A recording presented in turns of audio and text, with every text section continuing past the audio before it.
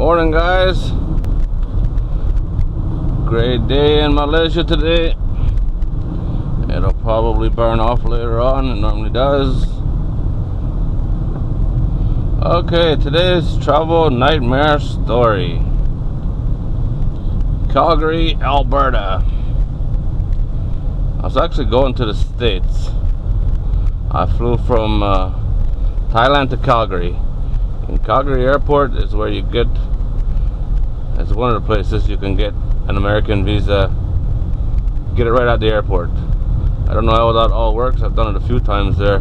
Once you go through customs immigration in the airport, you're actually in America. It's the same thing in Toronto Airport. You're actually in America. So when you land in the States, it's like being on a domestic flight. You've already cleared customs. So I went there to get my visa. I was going to work in the States. I've had a few work visas for the States over the years. One was for 3 years, I think. Yeah, at least 3 years. But the one that I was after was a 1-year visa. So I fly all the way to Canada. I had to spend a night in Canada, and the next morning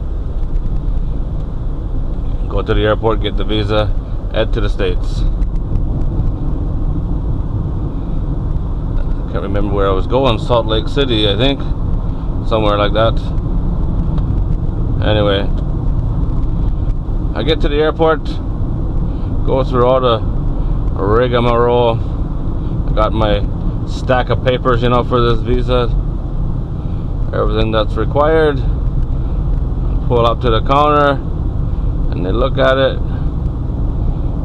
They say, please come with me. So they take me to the back room. I seem to go to the back room quite often in airports. And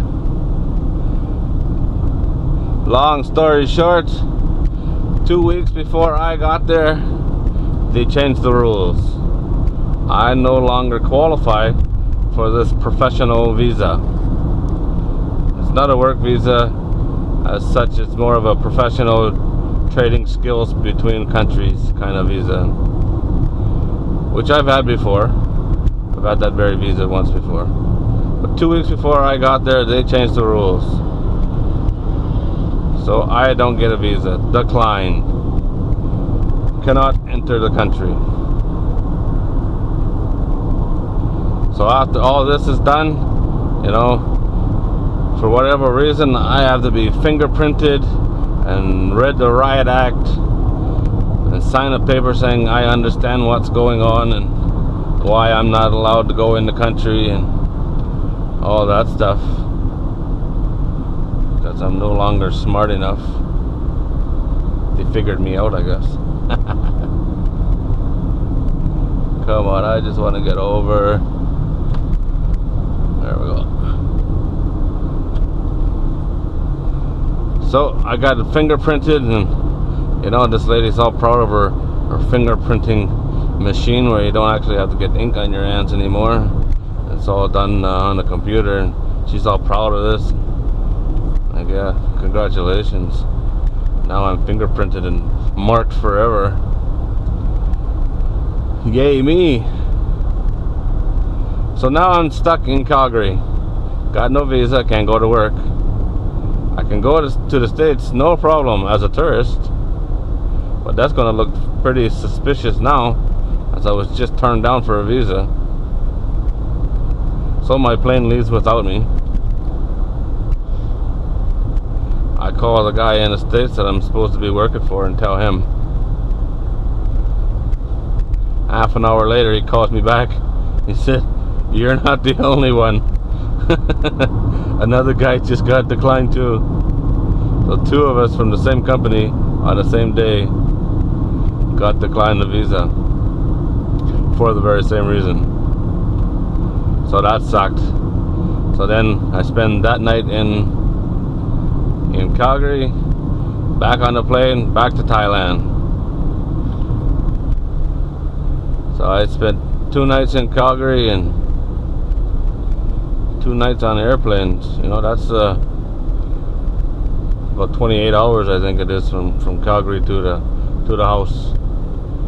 28 hours there, overnight, over 2 nights, I guess. That's the one day in the airport. I took up a lot of time, and then booked my flight for the next morning again, and then another 28 hours of traveling to go home.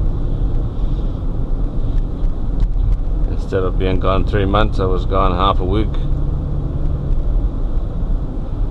Only time I've ever been turned down for a visa anywhere, and it was to a country I don't even need a visa to go to.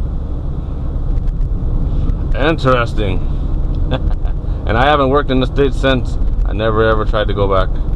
It's not worth the hassle. I've been to the States since, but never to work.